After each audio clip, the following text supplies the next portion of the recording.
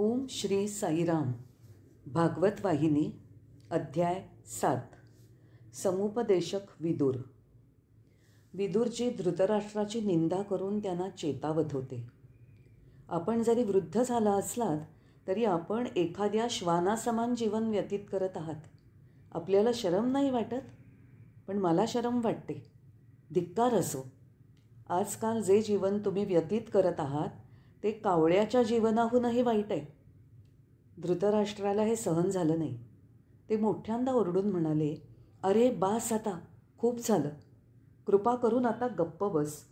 तू तर मला मरणप्राय पीडा देत आहेस. एका बंधूने दुसऱ्या बंधूला बोलावेत असे हे शब्द नाहीत.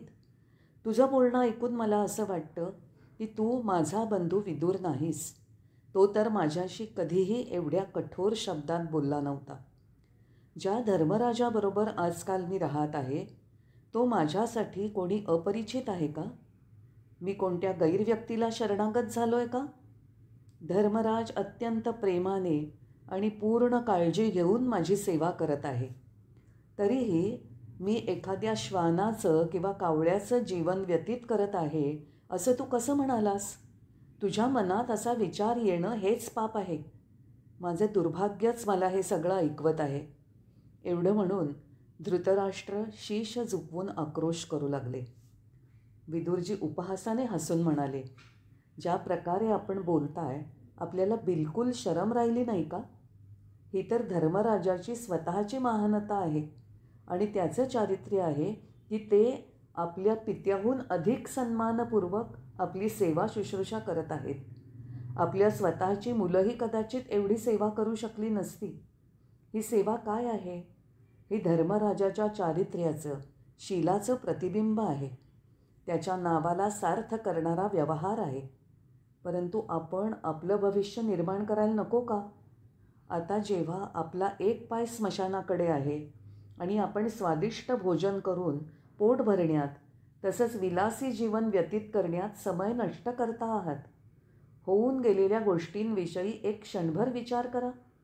जेव्हा आपल्या दुष्टपुत्रांच्या इच्छेने याच धर्मराजाला भयंकर यातना दिल्या होत्या, त्यांना मारण्यासाठी आपण अनेक कटकारस्थानं केली होती. याच पांडवांना लक्षागृहामध्ये बंद करून जाळून टाकण्याची योजना कार्यान्वित केली होती. याच बंधूंना विष देऊन हत्या करण्याचा प्रयासही केला होता. यांच्याच राणीला भर सभेमध्ये नग्न करून अपमानित केलं होतं. जे आपले सख्खे पुतणे आहेत त्या विचाऱ्या पांडवांसाठी आपण आणि आपल्या घृणास्पद कुटुंबियांनी एकामागोमाग एक अशा संकटांच्या मालिकेचं आयोजन केलं होतं. वृद्ध गजराजासमोर राजसिंहासनावर बसून आपण तर हेच विचारत होतात की आता काय चाललं आहे आणि आता काय होणार आहे. आता ह्याच पांडवांबरोबर ज्यांच्या विरुद्ध तुम्ही अनेक कटकारस्थानं रचलीत त्यांचंच अन्न आणि सन्मान स्वीकारून तुम्ही आता जीवन व्यतीत करत आहात. जेव्हा आपण त्यांच्या हत्येच्या योजना बनवत होतात तेव्हा ते तुमचे नातेवाईक नव्हते का? का आपण आता इथे राहायला आल्यावर ते तुमचे नातेवाईक बनले?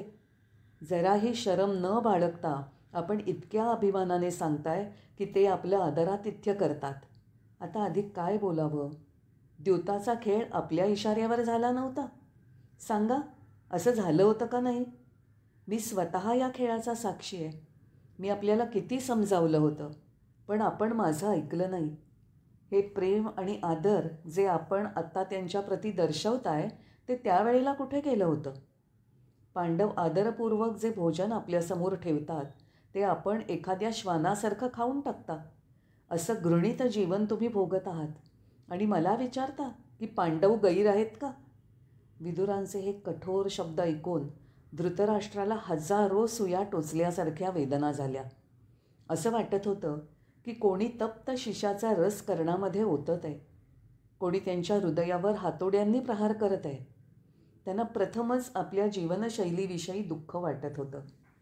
विदुरजींचा असा उद्देश होता की धृतराष्ट्रांनी आता साधना आणि तपस्या करून जीवन व्यतीत करावं आणि या सांसारिक बंधनातनं मुक्त होऊन हा असार संसार त्यागण्यापूर्वी आत्मज्ञानाची प्राप्ती करून घ्यावी. अंततः धृतराष्ट्रांना विदुरजींच्या वचनांचं सार समजलं आणि त्यांना आपल्या पतनाची जाणीव झाली. ते म्हणाले, हे बंधो, तू जे म्हटलंस ते सत्य आहे. आता मी ते अनुभवतोय, पण मी काय करू? मी अंध आहे आणि साधना करण्यासाठी वनामध्ये कोणी सहाय्यक बरोबर घेतल्याशिवाय मी एकटा जाऊ शकत नाही. मी तिथे कशा प्रकारे राहू शकेन? कधी मी तिथे उपाशी राहणार नाही ना? या भयाने गांधारी कधीही मला एकट्याला वनात जाऊ देणार नाही. विदुरजींच्या लक्षात आलं की आता धृतराष्ट्राचा दृष्टिकोन बदलला आहे आणि त्यांचा प्रकाशाशी परिचय झाला आहे. आपल्या पहिल्या उपदेशावर विशेष जोर देऊन ते म्हणाले, आपण मुख्यतः या देहाशी आसक्त असल्यामुळे अंध आहात. हा भार आपण किती दिवस वहन करणार? एक ना एक दिवस एखाद्या स्थानी हा भार निश्चित उतरवावा लागेल. आपण हे समजून घेतलं पाहिजे की आपण हे शरीर नाही जे मल मूत्र कफानी भरलेलं आहे. हा स्थूल देह म्हणजे आपण असं मानणं म्हणजे मूर्खपणाचं द्योतक आहे. यम आपल्या रोगरूपी सेनेसह या देहरूपी किल्ल्याला सतत वेढा घालून बसलेला असतो, परंतु आपण हे जाणत नाही. आता अजिबात वेळ न दबडता एखाद्या पवित्र स्थळी जा आणि ईश्वराची उपासना करून स्वतःचं रक्षण करा. मृत्यूला येऊ दे, हा देह घेऊन जाऊ दे, हाच सुंदर अंत असेल. एखाद्या कुत्र्या मांजऱ्यासारखं कुठेही आणि कशाही प्रकारे मृत्यू पावणं ठीक नाही. उठा आणि वैराग्य प्राप्त करा. या भ्रमामध्ये राहू नका. गृहरूपी बंधनातनं मुक्त व्हा. अशा तऱ्हेने त्यांनी धृतराष्ट्राच्या हृदयात त्यागाचं बीज रोवलं. धृतराष्ट्राने यावर दीर्घकाळ विचार केला आणि ते हमसून हमसून रडू लागले. त्यांचे ओठ थरथरत होते. विदुरजींना पकडण्यासाठी आपल्या हाताने ते आजूबाजूला चाचपडत होते. विदुरजींचा हात पकडून ते म्हणाले, विदुरा, माझ्या सर्वोच्च हिताकडे घेऊन जाणारा जो बहुमूल्य उपदेश तू केलास त्याबद्दल मी काय बोलू? जरी तू वयाने लहान असलास तरी तुझं ज्ञान तुला आम्हा सर्वांहून अधिक श्रेष्ठ बनवतं. तुला जे योग्य वाटतं ते बोलण्याचा पूर्ण अधिकार आहे. मला तू परका समजू नकोस. माझं बोलणं ऐकताना थोडी सबुरी बाळग. त्यानंतर मी तुझा परामर्श अवश्य मानेन. अशा प्रकारे धृतराष्ट्राने आपल्या अवस्थेचं विदुराला वर्णन करून सांगितलं. हे विदुरा, धर्मराजाला सांगितल्याशिवाय मी कसा जाऊ शकेन? माझ्या पुत्राहूनही अधिक प्रेमाने आणि तत्परतेने तो माझी सेवा करतो. असं अचानक निघून जाणं उचित नाही. परंतु जर त्याला सांगितलं तर तो स्वतः आमच्याबरोबर येण्यासाठी आग्रही राहील, कारण त्याचा तो स्वभाव आहे. तू मला या द्विधा अवस्थेतनं बाहेर काढ आणि मला अशा एखाद्या ठिकाणी घेऊन चल जिथे मी साधना करू शकेन. त्यावर विदुरजी म्हणाले, आपलं बोलणं विसंगत वाटतंय. आपण राजसिक भोजन करण्यासाठी, उत्सव साजरे करण्यासाठी किंवा जंगलातलं नैसर्गिक सौंदर्याचा आनंद लुटण्यासाठी वनामध्ये जाणार नसून कठोर आध्यात्मिक साधनेत जीवन व्यतीत करण्यासाठी जाणार आहात. असं असताना आपण आपल्या नातेवाईकांची आणि बांधवांची अनुमती घेण्याची इच्छाही व्यक्त करता. हे विसंगत आहे. एकीकडे आपण आपल्या ध्येयप्राप्तीच्या उद्देशाने जीवनाचा त्याग करण्याची गोष्ट करता आणि दुसरीकडे आपल्या या देहाशी संबंधित नातेवाईकांची अनुमती घेण्याची इच्छा ठेवता. साधनेमध्ये अशी बंधनं सहाय्यक होत नाहीत. ती आपल्याला कधीही मुक्त होऊ देत नाहीत. या सगळ्यांना एकत्र करून जलसमाधी द्या. केवळ नेसत्या वस्त्रानिशी या स्थानाचा त्याग करा.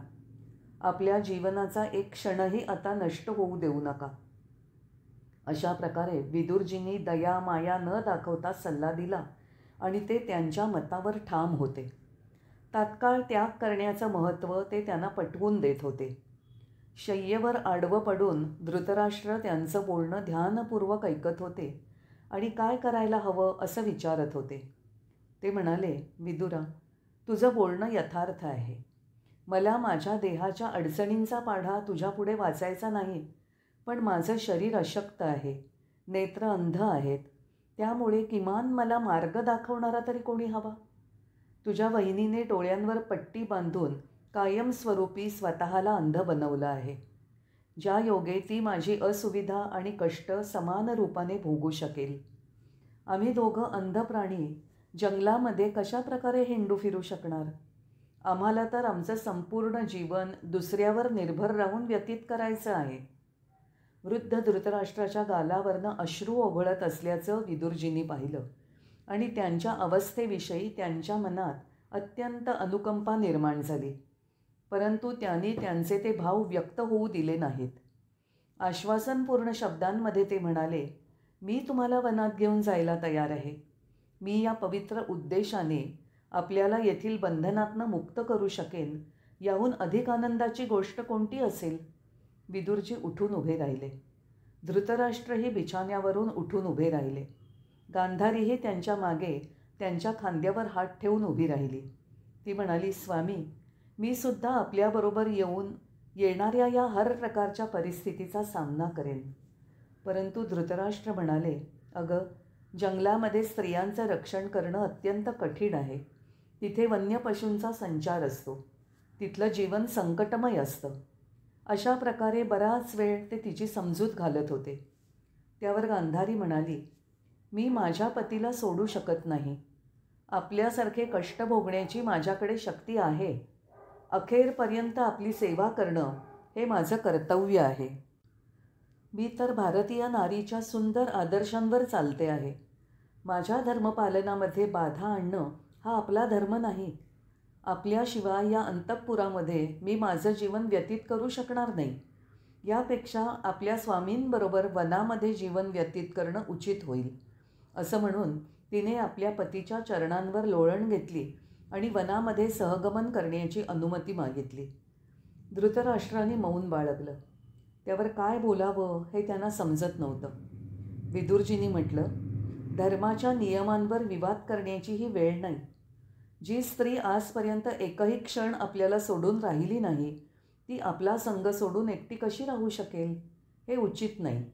त्यांनाही बरोबर येऊ दे. आपण त्यांना घेऊन जाऊ. ज्या लोकांची तपोमय जीवन व्यतीत करण्याची इच्छा असते, त्यांच्या मनात कोणतंही भय किंवा भ्रम राहू नये.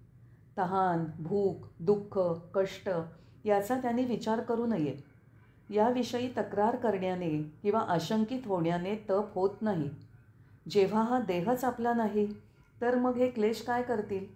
चला, विलंब करण्यात काही औचित्य नाही. धृतराष्ट्रांना मार्गदर्शन करत विदुरजी निघाले. गांधारीही आपल्या पतीच्या खांद्यावर हात ठेवून त्यांच्याबरोबर निघाली. दिव्य ईश्वरभक्त विदुरजी चौकीदार आणि नागरिकांचा डोळा चुकवून त्या दंपतीला गल्ल्यांमधून नगराच्या सीमेबाहेर घेऊन गेले.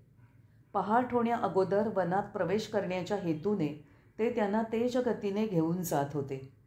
परंतु नावेमधून गंगा पार करायची होती आणि सूर्योदयापूर्वी कोणीही नाविक त्यांना घेऊन जाण्यासाठी उपलब्ध नव्हता. नाईलाजाने त्यांना त्या पवित्र गंगा तटावर थांबावं लागलं. विदुरांनी त्या दोघांना एका लताकुंजात विश्राम करायला सांगितलं आणि अंधारातच नदी पार करण्याच्या हेतूने नावेचा प्रबंध केला. जय साईराम.